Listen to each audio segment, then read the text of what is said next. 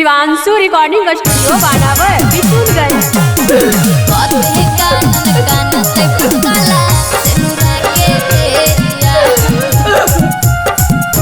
Mix boy Manish Arya.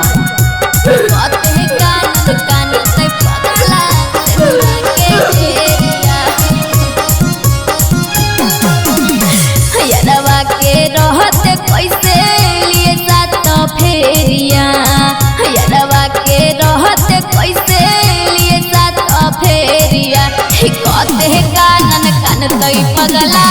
सिनुरा के बेरिया हिकोते है कानन कानत पगला सिनुरा के बेरिया कैसे के बांधली अजरा के कोरिया कैसे के बांधली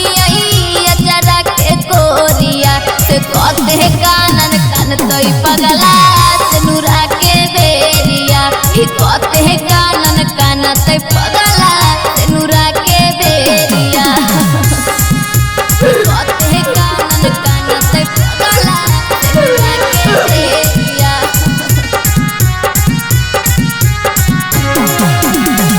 कहते हैं कानन कानत पगला सिनुरा के बेरिया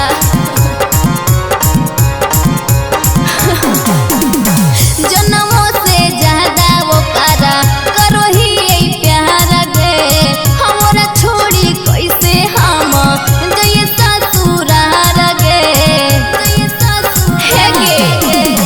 जन्मों से ज्यादा वो करा करो ही प्यार गे हमरा छोड़ी कैसे जिए हम ससुरार गे तोड़ी ना पैबो हमें प्रेमवा के डोरिया तोड़ी ना पैबो हमें प्रेमवा के डोरिया कहते हैं कानन कानत पगला सिनुरा के बेरिया कहते हैं कानन कानत जनुआ सिनुरा के बेरिया कहते हैं कानन कानत पगला सिनुरा के बेरिया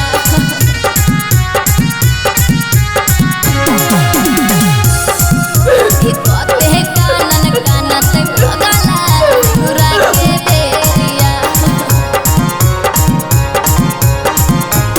देखे ओकरा दुख नाही रहबै हम खुश गे जेबै नहीं टई गरावा संगे करबै ना कुछ गे हे गे देखे ओकरा दुख नाही रहबै हम सुख गे जेबो ना मनीषावा संगे करबौ ना कुछ गे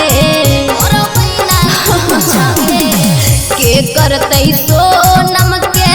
अब त फिकिरिया के करतै सोनम के अब त फिकिरिया कहते हैं कानन कानत पगला सिनुरा के बेरिया कहते हैं कानन कानत पगला सिनुरा के बेरिया। शिवांशु रिकॉर्डिंग स्टूडियो बानावर बिशुनगंज।